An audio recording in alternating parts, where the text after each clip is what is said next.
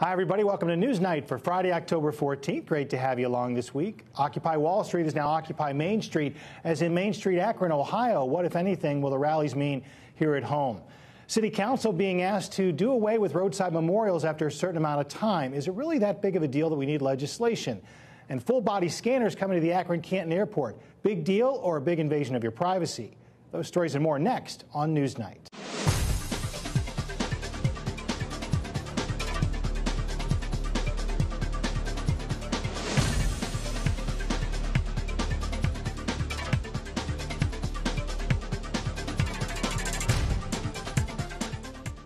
Great to have you along this week for some great discussions. Let's get right to it. Great to have with us this week Phil Trexler from the Akron Beacon Journal. Also nice to welcome Stephanie Warsmith from the Akron Beacon Journal. And great to see Larry States from WAKR here this morning. All right, full disclosure, we tape on a Friday morning, so by the time this airs, we will know what has happened with Occupy Akron. Will anything happen with Occupy Akron? Do you expect people are going to turn out for this movement? Well, let's put it this way. The skies were threatening. They were hoping to have, I talked to the organizer, one of the organizers of this event yesterday.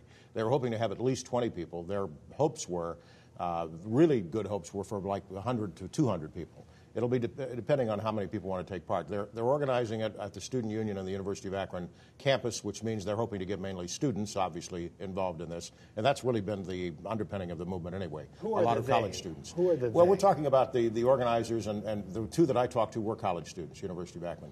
Basically, they tell me that they're fed up with what they call corporate greed on Wall Street. This seems to be the theme that runs through the entire movement that started in New York and then Washington and has now spread to the other cities. But they have no specific resolutions to the problem. In other words, what do you do about it? You ask them that, and they really can't come up with an answer. They said, we just want to send the message that something needs to be done. I think they're trying to send this message more, not only to Wall Street, but also to Congress, try to get Congress to do something to rein in what, Wall Street's greed, as they call it.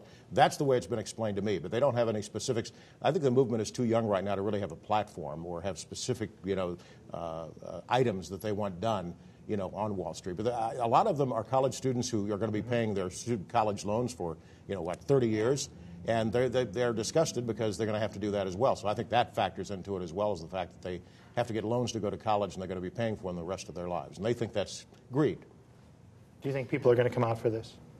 Well, I think that, we were talking about the one in Cleveland. It's had a couple hundred people there. Obviously not as many as New York, so maybe you'll get less here. But what I think is fascinating about this movement is how it started and the fact that it was a Canadian magazine, Adbuster, and obviously north of the border there, that kind of put out this call for people to organize and protest, and that got picked up on social media, Twitter and Facebook, and all of a sudden this movement was born. Now, they did suggest that the protesters come up with one single thing that they should ask for, and that hasn't happened. And so I think that, their message, kind of what Larry was talking about, were upset about corporate greed, and a kind of long list of other things have sort of gotten jumbled a little bit. But I do think it's interesting, and it's certainly a testament to the power of the web and to social media to sort of start a groundswell movement like this. I think it's a fine thing that they're trying to do. It's nice that young folks are getting involved in their government. I don't see a whole lot of sustainability of this movement. It's not like the teabaggers who came along 3-4 years ago. I remember watching them gather downtown here at Cascade Plaza, and the crowds were far greater than what you're seeing with the Occupy folks. And I just don't see a whole lot of legs there. Well, what we might have seen in our parents' generation protesting the Vietnam War, they had a clear target. They wanted the war to end. Right. What are they asking for? Because I think that's what most people are wondering. I don't think they know what they're asking for. They're unhappy. Obviously, they're unhappy. There's a lot of folks who are unhappy about their situation just based on the economy. I think what they're upset about is the fact that they look back at what happened in 2008 and all the wealth in this country that was basically that disappeared. Trillions of dollars in wealth disappeared. And, they're looking at the Bernie Madoffs, so they're looking at those type of people and saying, why are they allowed to operate like they do? Why are there not more controls put on them? For the last 10 years, they were allowed to do just about what they wanted to do with very little regulation. I think what these, Occupy Wall Street folks are trying to come up with is a way of trying to regulate Wall Street a little more tightly to make sure that they're not taking advantage of people and that, they're not skimming, these, Ponzi schemes and these types of accounts, things like that. I think that if you look loosely at what I think they're aiming at, I think that's probably their goal. And obviously anybody who's wealthy or even anybody making more than 70 grand a year, I think, is being targeted by the folks that are hurting out there. It's that way throughout the city. I mean, everybody's, government salaries and the benefits that they receive, they're all under attack. These are tough economic times, and the poor people are. And they want people to share really in that pain. They don't want, the haves and the have-nots. Exactly. And the disappearance of the middle class, I think, is another factor. And a lot of these kids come from middle-class families, who are involved in this protest, and they are very worried that the middle class is disappearing. And if that happens, you're going to have the poor and then the rich, and we know what that does to the social fabric of the society. Well, it's going to wane, it's going to get cold, and people are going to go home. So will government or the business leaders really even pay attention? No, I don't see it. Maybe not. Yeah, you know what? I think it seems to be in their favor if they play the waiting game. You got to be, like I said, you have to sustain your movement. You can't just have a couple meetings here and a couple protests there and have some sit-ins and occupy Wall Street for a week or two. It really has to be sustained. As the teabaggers were now, those folks are actually have been around 3 or 4 years. They've gained in numbers, and I think they've gained a voice. It's going to take a long time for the Occupy folks. I think the group would need to kind of focus. What is it? Mm-hmm. What is the change that we want? To try to arrive at something. Right now, just corporate greed and poor folks. Well, I think that they have to aim their message at Congress. Congress is the only one who can make these changes. They can't do it on their own. I think they really, if they're really going to organize this thing, they need to really target all of the congressional representatives in their districts, each of the districts, and say, okay, we have a unified voice now. We want you to do something about this. And I think that's their only hope, is to go through the channels, so to speak, go through Congress, because Congress passes the laws that regulate this. Well, we'll see who comes out and see how it works out, and we'll talk about it in future editions of NewsNite. But while the government has to pay attention to what's going on with the Occupy folks, local government now being asked, city council that is, about whether we should have time limits on roadside memorials that spring up when a tragedy happens across town. Stephanie, you brought this to light in the paper. What's the big deal? Because for the families that seem to put these up, they seem to offer some kind of comfort. Why would we want to take them down?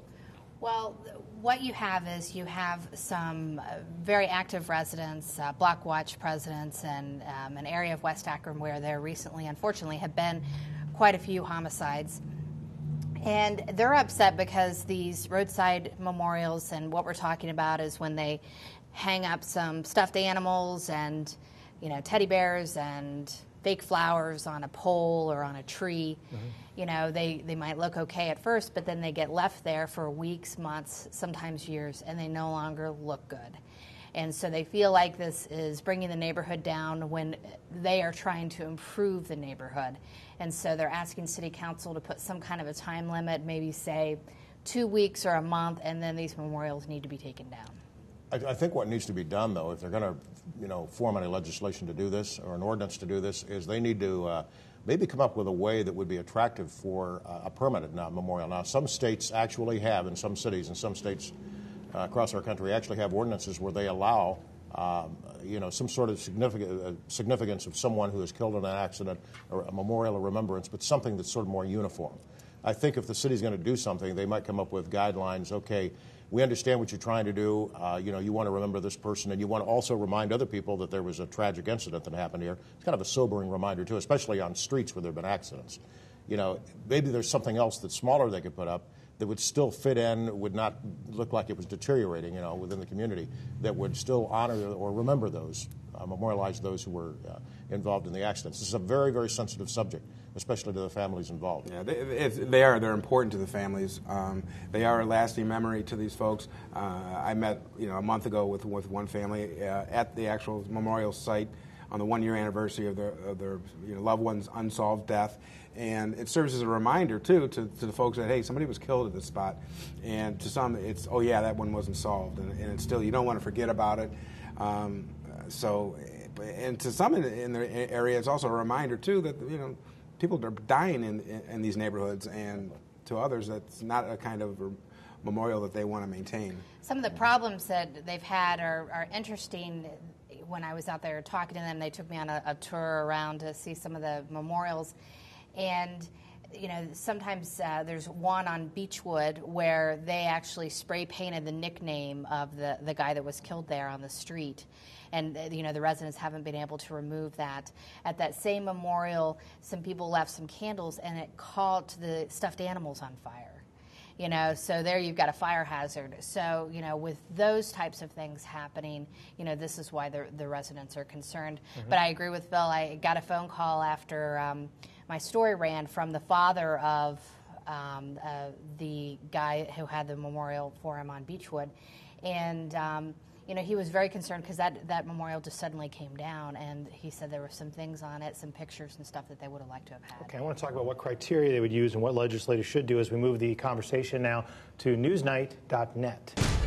For more NewsNight content, including extended discussions, full interviews, and the chance to speak your mind about the issues, join us online at newsnight.net. Akron-Canton Airport due to get some new equipment, full-body scanners. Some people, though, claim they're too much of an invasion of privacy. Post 9/11, is anything too much of an invasion of privacy when it comes to keeping our airlines safe? I think it's a little bit exaggerated. People think that these are like X-ray glasses that are going to see what you're holding. But it's really, these are it's just a scan, it's an image. The media have blown this way out of proportion and causing a lot of angst within the public. I don't think it's a big deal. People want to feel safe and secure flying, and this is just another means of doing that. It can eliminate, pat downs, and I think most folks rather have the image than be touched during a pat down. So I just think it's blown way out of proportion. Yeah, I also think that, let's face it, terrorists are becoming more and more sophisticated in what they try to pass through airports, okay? I mean, first of all, you had plastic guns, plastic explosives. They were trying to disguise them. They're trying to put anything that looks innocuous as they can to try to get through these, airports. So the scanners obviously are very important. I mean, let's face it, the technology is going to continue to improve, and it depends on who stays ahead of whom, whether the terrorists stay ahead of the TSA on doing this. But, this is an age where, unfortunately, because of terrorism, we're going to have to give up some of our privacy, whether we like it or not. Do you want to get on the airplane and fly, or you don't want to get on the airplane and fly? So I think it's, I don't consider it that much of an invasion of privacy. As I agree with Phil, I think it's better than a pat-down. Is it neither or? It's a pat-down or the full body? That's a good question. I don't know how Akron-Canton, how they're going to configure this. I think they're still looking at it, and I think they'll have to figure out how they'll look at the other cities that already have them, and a few in Ohio already have them. And they'll have to take a look at it and see how they're going to, it's going to be a combination of the two. I don't know. I saw there was a television news report, I can't remember which channel it was, about how they had come up with special underwear, like undergarments that could supposedly cover up your private parts so that when you got your full body scan that they wouldn't have, too much of an image of you. So I just think it's interesting, perhaps it has been kind of blown out of proportion, but you continue to have these debates about, where does security and then, our privacy rights, how are they clashing, and when is one gone too far? And there's also, I guess, some discussion, too, about the radiation that's being emanated from the machines, so there's some concerns there, and I don't know. I think it's, again, blown out of proportion, and it's just the price we have to pay for our freedom here. Are women more sensitive to this than men? I think so. Yeah, I don't think it would really bother me, going through the airport. I'd just be excited to go someplace. But I do think that you get a little hinky about who's looking at this and what are they seeing and that kind of thing. Yeah, but the fact is they're not seeing anything. I mean, it's just like a shadowy. That's it's what not. You're not seeing details. So, I don't know. Just happy to go in. To some folks, it's a big problem. To others, it's a little problem. But, we're 10 years past 9/11. We haven't had another plane hijacked. Right. So does that mean we've gone too far in our restrictions because there really isn't that big of a threat? Or does that mean that we've done such a good job that there hasn't been another attack? Once again, I think our technology has stayed ahead of what the Al-Qaeda and some of the other organizations are trying to do. And as long as you stay ahead of them or able to detect things ahead of time, then, you're going to be able to foil them. Now, if you start falling back and they move ahead of you, technologically, then you may have a successful attack. So I think it's a matter of, us staying sharp and staying ahead of the curve and watching, our intelligence gathering, agencies finding out what they're doing so we can stay a step ahead of them. Yeah. All right, well, you mentioned technology. I want to talk about something old school, which is just unions. Larry, you reporting today that the University of Akron, Dr. Parenza getting involved in what some of the instructors may choose as their own union. Technology has no part in this. It's just how comfortable do you feel with a union representation? Is this a spot where he should be putting his nose, I guess? Well, he sent out a letter to the staff yesterday, and basically what it said was, while I recognize that you have the right to choose union representation if you want to, he urged them to think twice before signing the union authorization card for the Communication Workers of America, which is the organization that's the union is trying to organize the staff members on campus. And he basically mentioned that whether you're unionized or not, it's not going to change our financial condition. It's not going to change the financial condition of the country or any of the universities in Ohio. And he said, I want more time to let the university give you information on comparing what you're going to gain through union membership versus what you're going to gain staying the way you are now without union membership. And so he's just asking them for more time before they sign the union authorization card so the university can make its case. That's basically what the letter was all about. Make its case for... Well, make its case for staying non-union. And I think, the way the letter was written, it's obvious that he doesn't want this. He feels as though they're rushing to do this, and he thinks they ought to take a little more time and look at all the issues involved before they decide whether they want to sign on with the Communication Workers of America to represent them in collective bargaining. And obviously he's looking at the financial situation of the university, and he's also looking at what the demands of the union could be, and he's probably a little worried about that, down the line. And I think that's why he sent this letter out. With what's going on right now with Senate Bill 5/Issue 2, are people rushing to join or rushing away from unions? You don't see a whole lot of organizing really going on right now that I'm aware of. So I think it's interesting that this is happening in that time frame when there is a lot of discussion about public unions and people are very, very aware and tuned into it. And you talk about tuning in unions right now, the ads that are going on for Issue 2 have really gotten out of hand this week. Yeah, and it's just the middle of October. Wait Wait till it gets closer to this week November we were introduced to a great grandmother who apparently supports both sides of the issue. I thought it was fascinating. Hats off to the guys, the proponents of Issue 2 for stealing the spokeswoman from the opponents of Issue 2. A lot of TV folks pulled the ad, but I thought it was dirty politics maybe, but pretty savvy, I think, if you ask me. To steal someone else's... Savvy. How about all's fair in love and politics. Dirty, It was, but I think it was effective. And how does that not backfire from any public relations standpoint? When it's already starting to. It's already starting to backfire. I mean, you've had a lot of publicity about this now, and it's ended up on the national networks across the country now, the CNNs and Foxes and everything. It's not like the other side isn't going to see it. Right, exactly. And say that's they knew our they were lady. going to see it. They didn't care. Yeah.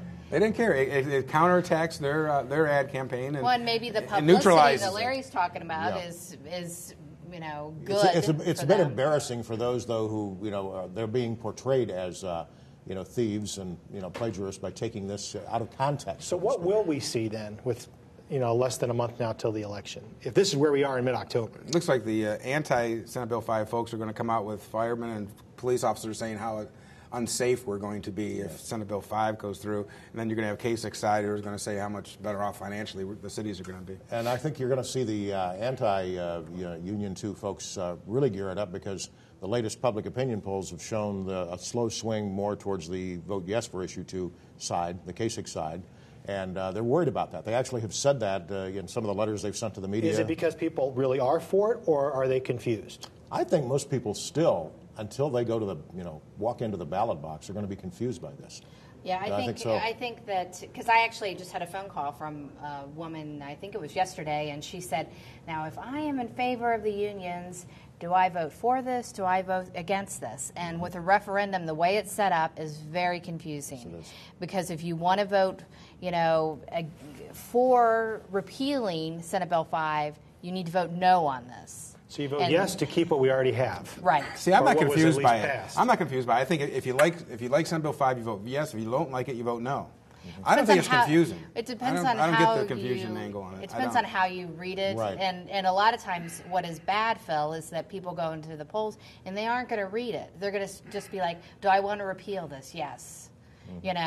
And so that is why it can be confusing. But if you do go in and read the language, I think you would understand. The ads are trying to make it more clear. I will give credit to both sides. They're trying to make it more clear about what your vote means, which I think is very key, very important. I think they realize there's been some confusion on this. If you look at the latest ads as we get closer and closer to the election, they're trying to spell out, if you vote yes for this, you're voting for, this. If you vote no, I I think that the lines are being drawn on this. I want you to expound on that as we move the rest of this conversation now to newsnight.net. On newsnight.net, we cover a broader range of topics than we can on the air in 27 minutes. Be part of the conversation on our Facebook page and at newsnight.net. We do hope you'll visit newsnight.net. Our discussion that carried over was quite interesting, to say the least. Really went for a while. You might enjoy that, plus our blog on behind the scenes here at NewsNight. I do want to touch on the latest in the Copley investigation. It has now been 2 months since the shootings out there that left 7 people dead, the 8th being the gunman. And the final report is out, Phil. It's 200-plus pages. Yeah. What, if anything, do we learn from it? It showed another side of Michael Hance, the shooter, that we didn't know. It showed people around him concerned about his mental health, his instability, their concerns. It also showed that no one saw the violence. The guy never showed any signs of violence. He wasn't aggressive toward any of his family members. No warnings? No warnings, nothing coming up. The report was thorough, complete, interviews with everyone involved. It showed again, I wasn't here, I was on vacation when this broke.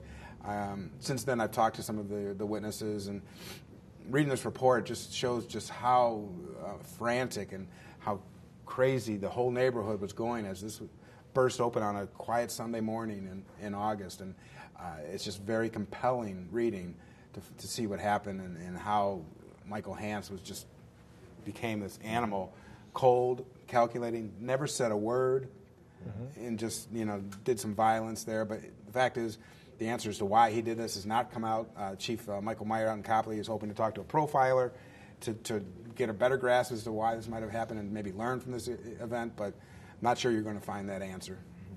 I really think that one thing that threw everybody off about Michael Hance is that he was quite helpful to his neighbors in the Akron neighborhood that he lived in for several years. They were talking about how he would come over and help somebody if their car wouldn't start. He'd go mow a lawn for somebody if they couldn't do it. So he exhibited all of these, attributes of someone who was very helpful and very nice to other people. Although they said he acted strangely, but they sort of dismissed that because he was acting nice towards them. So maybe that masks what was going on with him. And we wonder what snapped, what happened, where he just decided to become a cold-blooded killer and switch from his personality seemed to switch, as a matter of fact. Was he on some sort of drug? We don't know that. We don't know what he was thinking before, what triggered this. I think the Johnson family, that involvement there, I think the property was starting to run down a little bit, and they may have said something to him that just set him off, the night before or the day before. So there are a lot of different things that maybe we'll never know, as to what's going on. And I think that really is what Chief Meyer is concerned about. That's why he's going to a profiler, trying to figure out, what triggers this? What makes a person who really seems harmless suddenly turn into a killer, a cold-blooded killer? Yeah. And his relationship with his neighbors there in Copley was strained at best. I think they tried to avoid each other. The Johnsons wanted to avoid conflict with him because they were taking a look at the deteriorating situation of the property. They were unhappy with the property. Yeah. So there was some tension there. The strange part is too, they did the toxicology. Came back negative. There was no drugs, no alcohol in this guy's system, which makes it even more bizarre that this guy's stone sober doing this. It makes it even more of a tragedy. And there's also the fact that the police are wondering too if there wasn't a plan there for Michael Hance to take advantage of the situation at the family reunion in Pennsylvania and take his vengeance out on them, and then a change of plans and driving arrangements caused him to switch channels and go off as he did. That's what I thought was most interesting in the story that you did, is that the whole idea that maybe he had this whole other kind of plot or plan, in the works or in mind, and then something changed, and he's like, well, I'll do this instead. It's...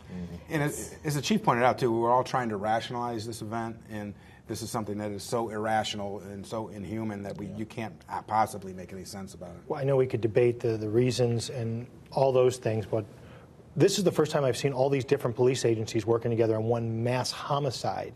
Did you glean anything from the report about the way the agencies work together? Yeah, I think it seemed to be a great and unusual in some cases. You'll see sometimes there's not a great deal of sharing, but in this case it was immediate. There was a response from Akron and Fairlawn at the time of the shooting. Remember, this is close to the Akron border, so there was immediate response from Akron and Fairlawn, and the Sheriff's Department and the SWAT team was there ready to deploy that morning because they didn't know at that time that Hance had been shot.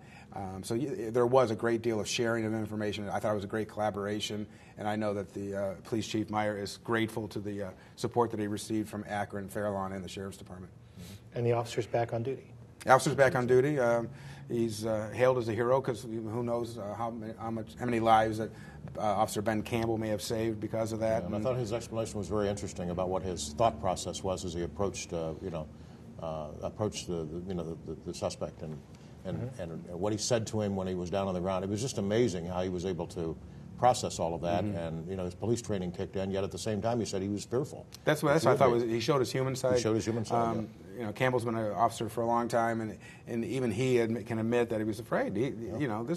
He's tracking down a gunman, and he has no real backup at this time. He's the first responder, and he's a father, a husband, and he's walking down the street, looking for a gunman. That's right. So it's an awful situation. You think about the training simulators that they have, and the old ones. The guy always had a ski mask on coming out of a store. It was obvious who the bad guy was, and I just wonder about how in the world do you train for this unbelievable kind of thing that we're seeing. We saw it this week in California in the beauty salon. And there was another man who supposedly was mild-mannered to his neighbors and was a nice guy, and all of a sudden, boom, Well, we do have just a couple of minutes left. Stephanie, you had something that you think is a crystal ball for us to see going forward. Right. Well, I'm going to be taking a look in a story this weekend about the issue of public speaking. Akron has a charter amendment on the ballot that would require council to adopt legislation requiring a speaking period during their regular meetings. And I took a look at, with the help of some of my colleagues at the Beacon, other local communities and how they handle this, and other big cities in the state. And what we found was really quite interesting. This was spurred by the Ernie Tarl movement? This was really a preemptive strike by Akron to make sure that if Ernie got his charter amendment on the ballot, they would have their own. And it's a charter amendment to ask council to do something that they want to do. They're reluctantly doing, I would say. They're doing this because Ernie Tarl, might have gotten his own issue out there. They wanted to be able to control the parameters that would be involved if they have to have So if it passes on the November ballot? They would have to adopt legislation by March. And then start offering it right after that. Right. It sounds like it's going to, if it's approved by the voters, it sounds like it won't be something that's really held up very long. All right, great topics this week. Great to have each of you with us. Larry, Stephanie, Phil, thanks as always. Thanks to you for joining us. And remember, you can watch the extended editions of each of our interviews, as well as see our behind-the-scenes blog, or watch the entire discussion again, or just see if I'll drop this pen off the table over on newsnight.net. Have a great week, everybody. We'll see you next Friday right here for Newsnight. Good night.